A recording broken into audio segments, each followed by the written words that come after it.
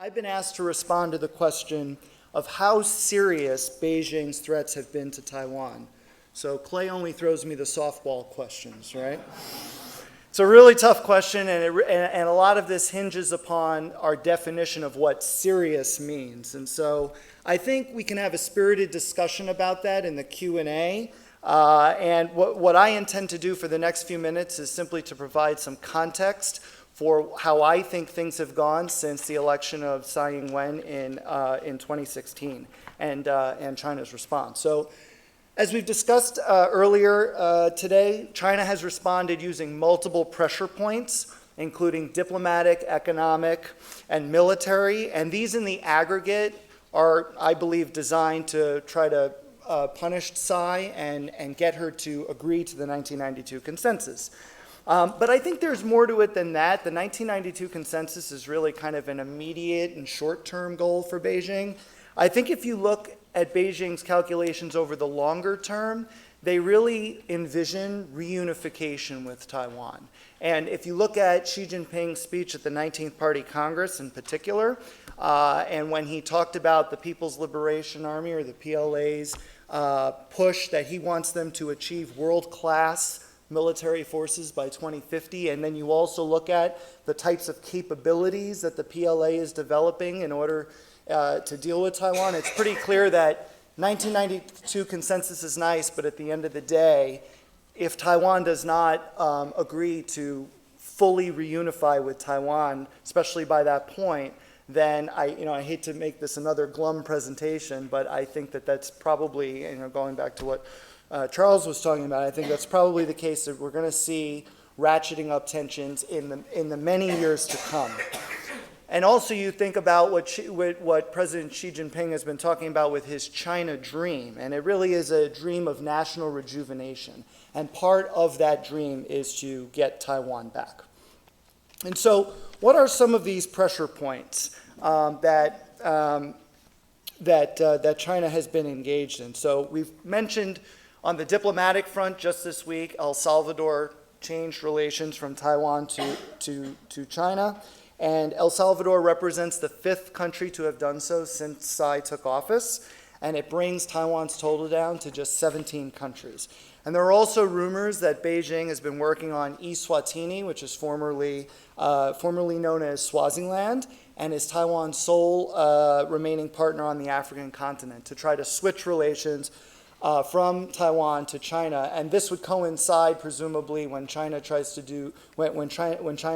hosts its annual China-Africa Cooperation Forum next month. Although Eswatini, for its part, has said that it has no intentions to switch.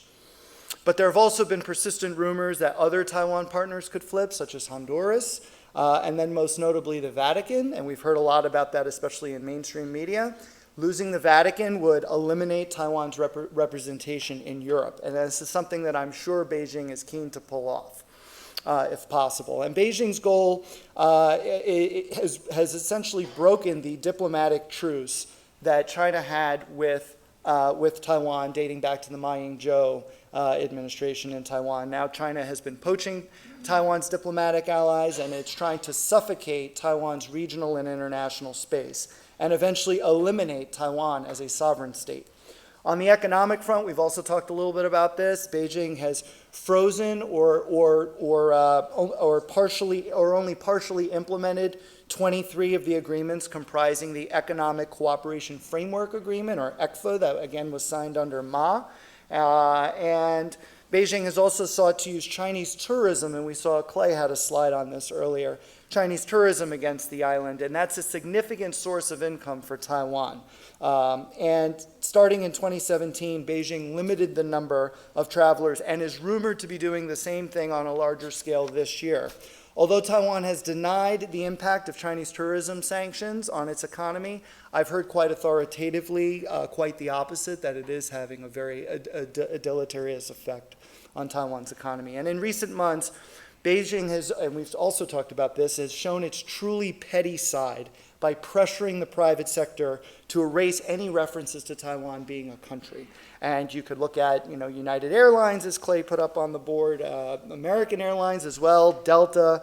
They've all conceded to Beijing's wishes, and also international airlines, Lufthansa, Air France, and then other companies like Mercedes-Benz, Zara, Marriott. And the bottom line here is that, simply put, these companies believe that the market is too valuable to lose, and they're prioritizing profits over principles. And Beijing knows it has a real advantage in this regard. And we also talked about Tsai Ing-wen's recent visit to Los Angeles, and that she went to Taiwan 85 degrees Celsius Bakery Cafe, and that prompted calls from Chinese netizens to boycott that company. And miraculously, overnight, that company's entry disappeared on Chinese food delivery apps until the bakery conceded the 1992 consensus. So unfortunately, China's been dishing out these types of punishments, and they've become all too commonplace in the Strait. However, in my opinion, Tsai's actually been able to weather the storm somewhat effectively through promotion of her new southbound policy, which has sought deeper economic engagement with Southeast Asian countries, but also with India and Japan as well. I mean, one tangible example of this is that Taiwan and the Philippines recently updated their bilateral investment deal. And then also Clay had pointed out that trade has actually been going up in the Strait even regardless of the sanctions. So there is that aspect of it as well that has allowed Taiwan to buoy itself, even though the 23 agreements under ECFA are either partially or completely frozen out. Taiwan, under New Southbound, has also been looking at areas of innovation in their economy, such as Internet of Things, biomedical, green energy, smart machinery, high-value agriculture, and circular economy as examples of things that they could do to, again, try to weather the storm. And the final Chinese pressure point, and this is something we haven't talked about at all so far, is in the military domain. And coming from Rand Corporation, it's kind of what we do. We do military analysis. So maybe we could spend a little bit of time talking about that here, and we'll see what comes of it. But going back to Xi's 19th Party Congress speech, he demanded that the PLA achieve world-class status in their military forces. And this means, in my view, that Xi wants the PLA to be capable of projecting power farther and farther from Chinese shores. And so Xi has empowered the PLA Navy and the PLA Air Force to demonstrate these capabilities and readiness more often in the Strait through drills, through other forms of simulation, in order to simulate realistic fighting conditions. So one example, of course, is the Chinese aircraft carrier, the Liaoning, which has transited through, and that's China's only aircraft carrier that has transited through the Strait on multiple occasions. And you can also look at their H-6K bomber flights. And actually at RAND, we're putting the finishing touches on a new report that should be released shortly, looking at the drivers and regional implications of the uptick in Chinese bomber activity, not just around Taiwan, which they've done numerous of those flights, but also near Japan, in the South China Sea, and elsewhere. So, and we had the privilege of going to Taiwan to interview, and Japan, to interview interlocutors on the ground there to gauge their regional views. So I highly recommend you take a look at that report. I can let you know once it's available. Another thing that was brought up briefly here in the military domain is China's opening of the M503 air route to accommodate northbound civilian air traffic, allegedly. And while it is probably true that China's civilian airlines have outgrown the capacity of their current air routes, and thus they needed more room to fly, the opening also creates potential military vulnerabilities for Taiwan. So not to get too in the weeds here, but basically the northbound M503 route hews very closely to the Taiwan median, the median line in the Strait, and that limits, because now China can fly closer to that line, and has been doing so anyway, it limits Taipei's indication and warning capability. And it also crisscrosses restricted airspace for Taiwan's military used to connect Taiwan to other island possessions at Jinmen and Matsu. So in this instance, Beijing did not have to consult with Taiwan whatsoever, because guess what? Taipei is not a member of the International Civil Aviation Organization, or ICAO. Guess who's keeping them out of ICAO? You guessed it, Beijing, of course. So what's Taiwan to do with all this pressure? On China's diplomatic pressure, I've consistently recommended, via Twitter, which is probably not a good place to always have these kinds of conversations, but nevertheless, I've always recommended that Taipei focus less on numbers of partners and more on international and regional breathing space in multilaterals such as ICAO and the World Health Assembly. Hopefully this will blunt the disappointment each time another partner flips, and unfortunately more are likely to do so. But I think that Foreign Minister Wu just this week got it right when he said that Taiwan would be getting out of the money competition with China in terms of paying partners to maintain their allegiance. I hope the Ministry of Foreign Affairs in Taiwan sticks to this strategy. Regardless, I believe Taiwan's most important partner is right here in the United States. And importantly, Washington is more on board today than perhaps at any time since 1979 in order to upgrade U.S.-Taiwan relations. And by the way, the support is bipartisan in Congress, which of course we know is a rarity today. So while I appreciate the first conversation about Trump and the chaos that he's creating and how Taiwan may not be able to depend so much on Trump, Congress is fully on board with supporting U.S.-Taiwan relations and upgrading U.S.-Taiwan relations. So I think that that is a very important point that we shouldn't miss.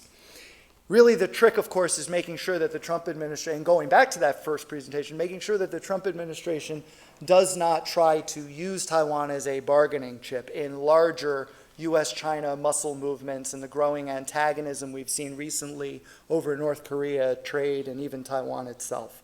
On economic pressure, I think Tsai's new southbound policy is actually doing quite well to compensate for China's tactics because a lot of regional neighbors are sympathetic to Taiwan's cause, even if quietly so. One example I can point to is India. So India and Taiwan have just opened or are about to open a new trade office in New Delhi. Think China's happy about that? Of course not, right? So this demonstrates an ability to connect with other countries without having that diplomatic relationship on the books. On the military front, Taiwan's hands are unfortunately tied up. I think it should receive access to the F-35 because given China's growing military capabilities to crater Taiwan's runways, it needs that short takeoff and landing capability that the F-35 provides, except F-35 is extremely expensive, and there's a long list of others like Japan and South Korea who are probably going to get it first. There also hasn't been much movement on U.S. assistance to Taiwan in building its indigenous defensive submarine. State Department recently lifted the ban on U.S. defense contractors being able to talk to Taiwan about technologies that would be put on IDS, but at this point, not a whole lot has happened since. I saw just the other day, there's a rumor that Japan actually may be helping Taiwan with IDS, so I'm very curious to see Beijing's reaction to that, if it's true. And then but regardless, I believe that IDS is important because it is an additional deterrent against China in the Strait that could threaten surface assets. Even though, yes, it's supposed to be defensive, we all know defensive military systems can also be used offensively, and it would put that much more doubt in Beijing's mind. And we've done research at RAND as of 2015 talking about how China has pretty poor anti-submarine warfare capabilities. They're aware of this shortcoming and they're trying to improve it. But right now, it's a gap. And so in order to exploit that gap, IDS, I think, makes sense. And I didn't miss the recent news that Taiwan's Wanqian air-launched standoff cruise missile is now available for deployment. And that's adding even more anti-ship cruise missile capabilities and firepower to go along with the Xiefeng arsenal that Taiwan has.